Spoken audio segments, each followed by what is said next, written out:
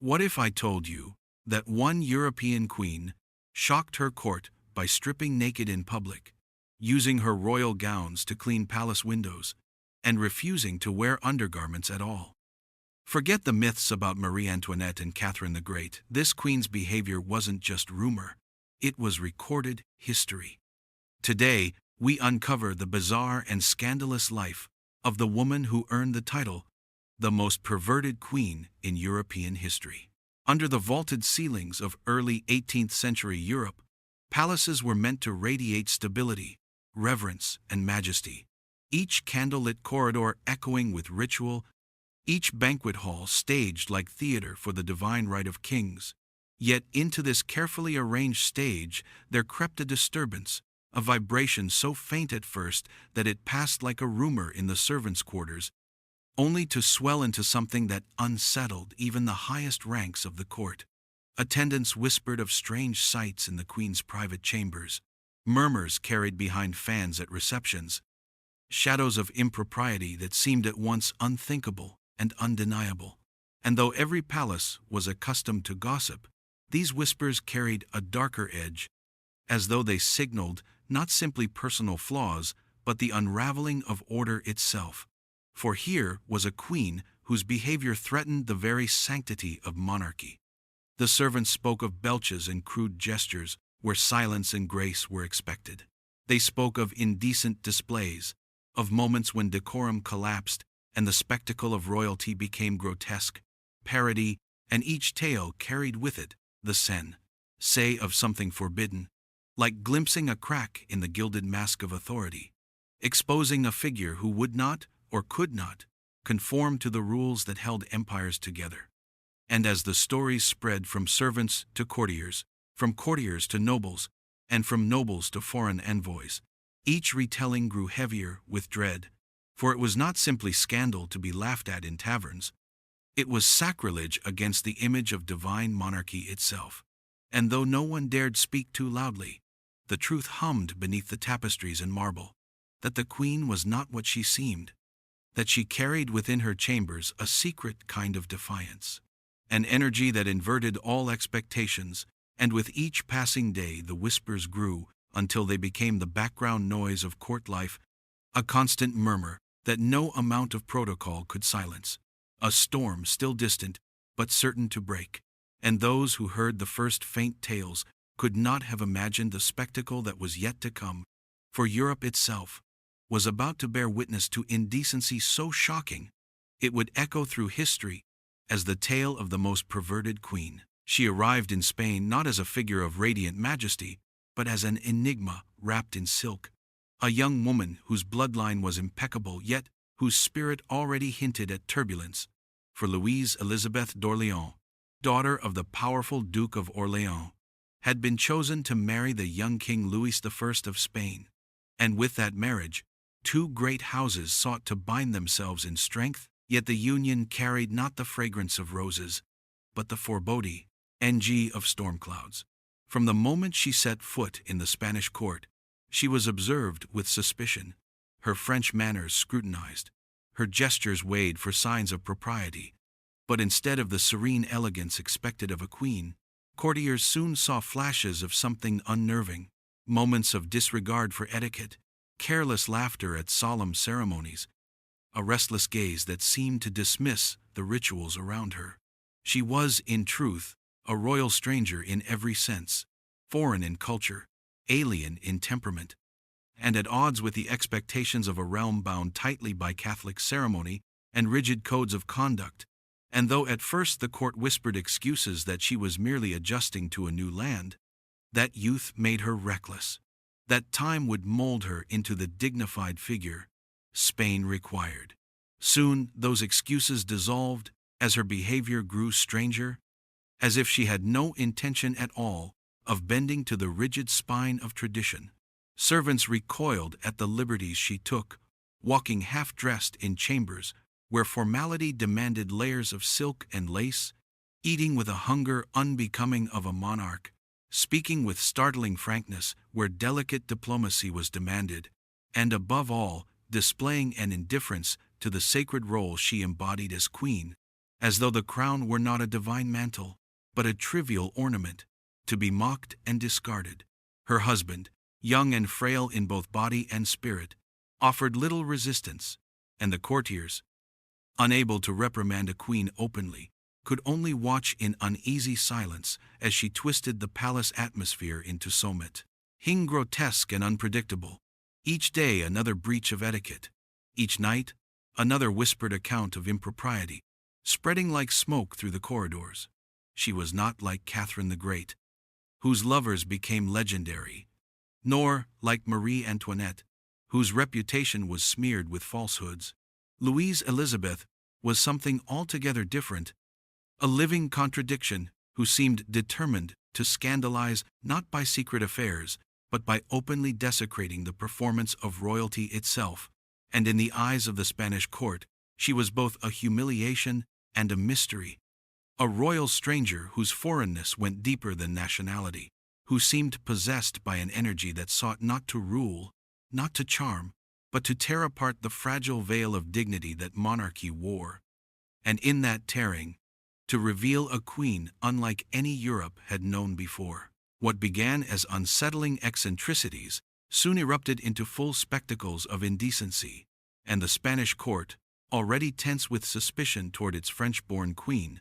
now found itself trapped in a daily theater of humiliation. For Louise Élisabeth d'Orléans seemed to delight in mocking the very pillars of royal etiquette, shattering centuries of carefully woven decorum with acts so grotesque that servants, nobles, and foreign envoys alike could scarcely believe their own eyes.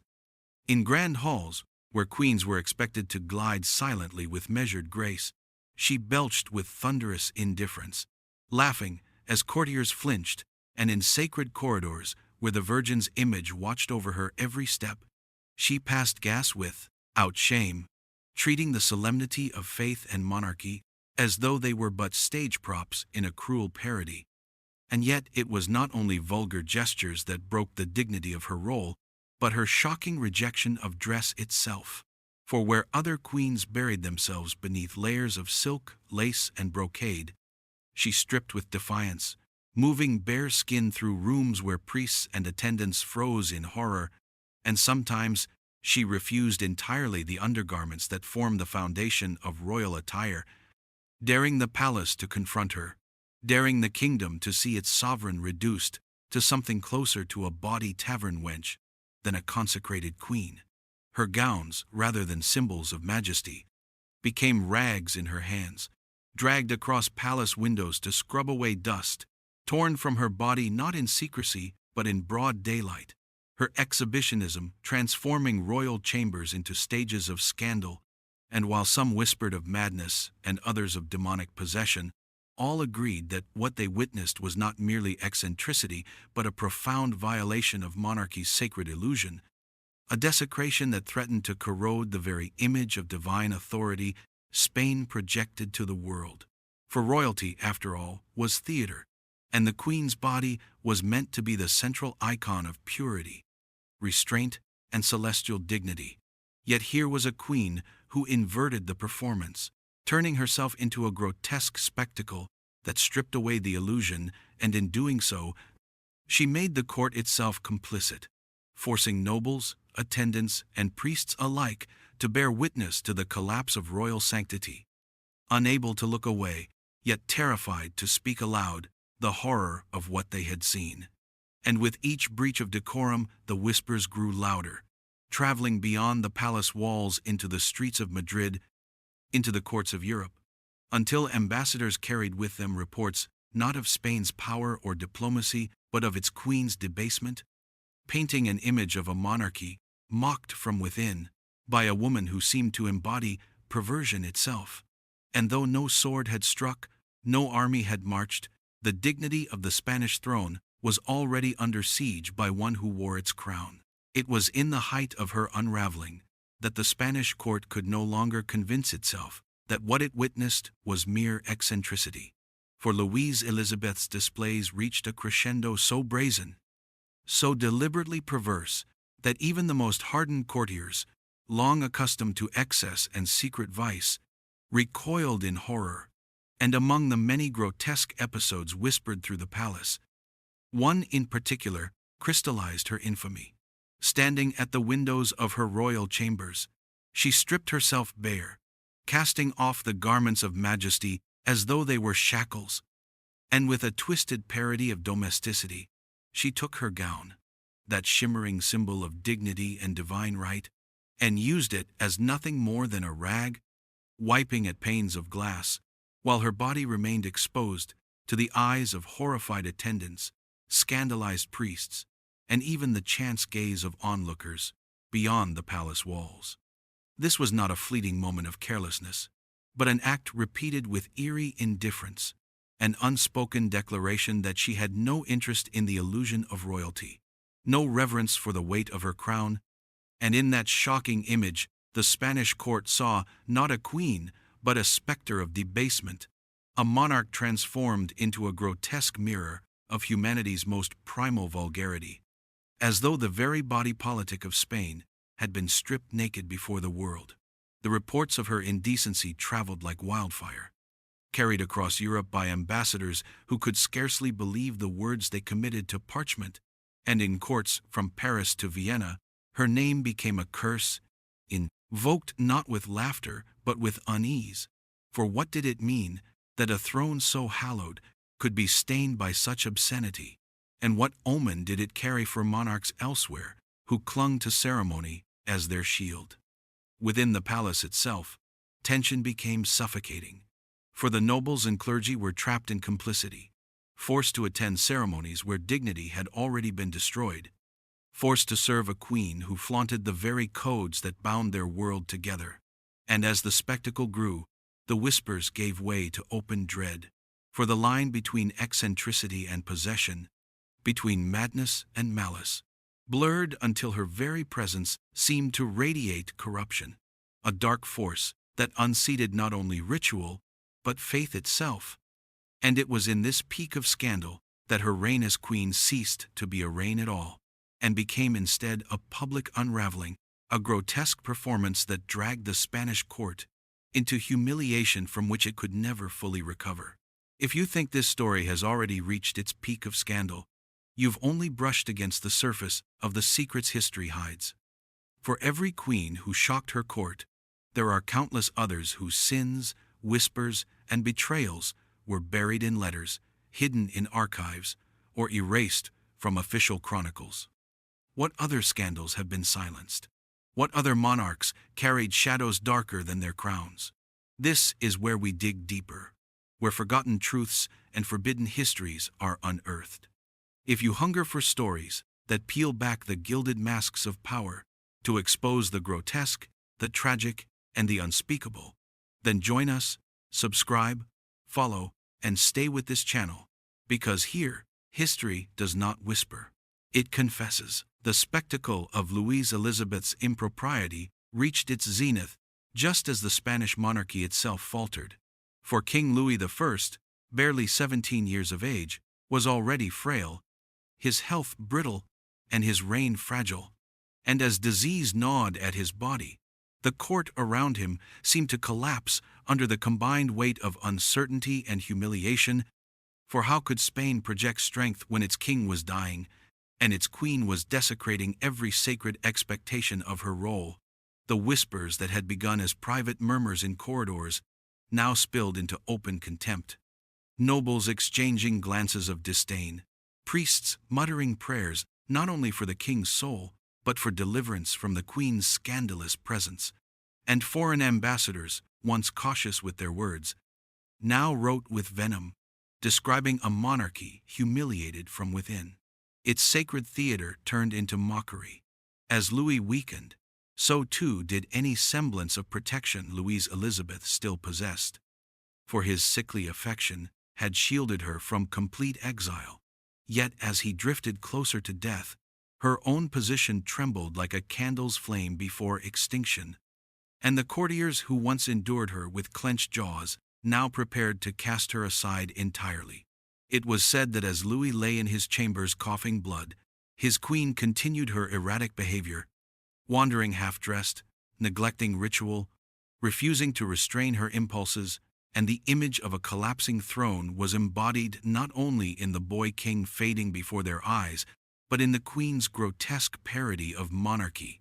the woe together forming a tableau of doom, a crown rotting from both ends, one by sickness and the other by scandal. And when Louis at last succumbed, taken by smallpox before he had time to rule with strength, Spain found itself with a widow queen it did not want, a queen whose presence brought not comfort but shame,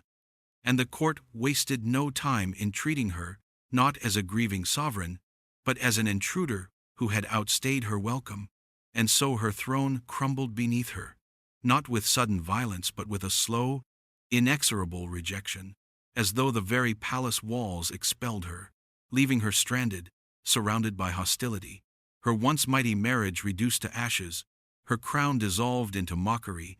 and her body remembered not as sacred but as obscene.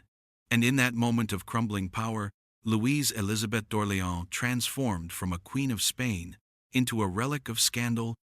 a living reminder of how monarchy could be undone, not by foreign invasion, not by rebellion, but by the grotesque spectacle of one woman who shattered its sanctity from within. Stripped of her crown, her dignity, and the fragile protection her young husband's life had offered, Louise Élisabeth d'Orléans became a queen without a throne,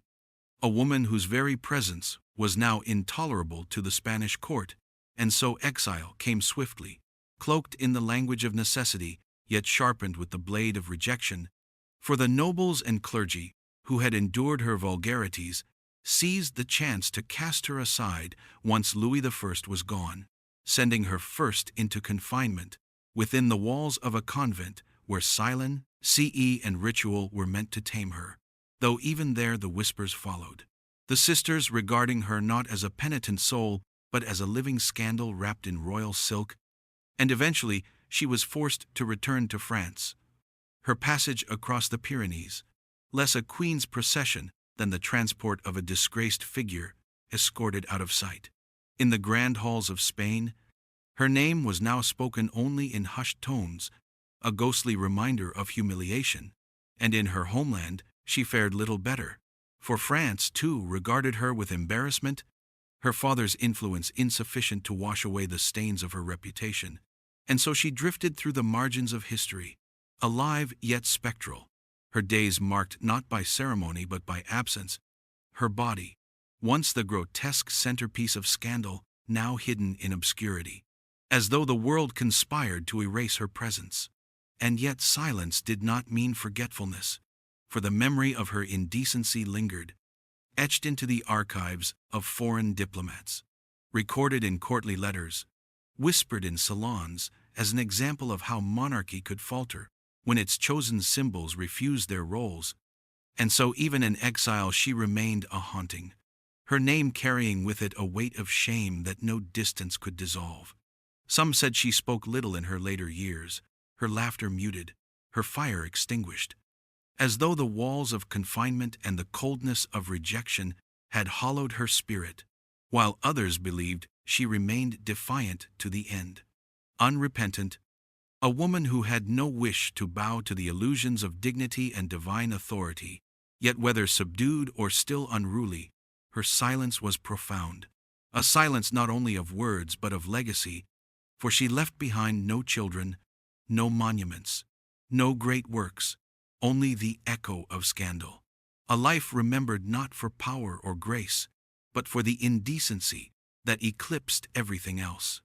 Thus her exile was not merely geographic but existential, casting her out of history's golden halls into the shadowed margins, where her story lingered as both caution and curiosity, a queen unthroned not by rebellion or conquest, but by her own refusal to play the sacred role demanded of her. History remembers Louise Élisabeth d'Orléans less through the clear light of fact and more through a haze of conflicting interpretations, for the records that survive blur the line between testimony and slander, leaving us to ask whether she was truly the most perverted queen in European history, or simply a woman trapped beneath layers of myth and exaggeration, her every action magnified through the lens of scandal. Some chroniclers, often aligned with the Spanish nobility, who despised her foreign presence, painted her as a creature of grotesque indecency, reveling in exhibitionism and vulgarity, as though she sought to dismantle the sanctity of monarchy itself, while others suggested a more tragic lens, describing a young woman torn from her home, thrust into a rigid and hostile court, and left without allies. Her eccentricities, perhaps nothing more than symptoms of profound isolation and untreated illness. Whispers of madness linger around her legacy.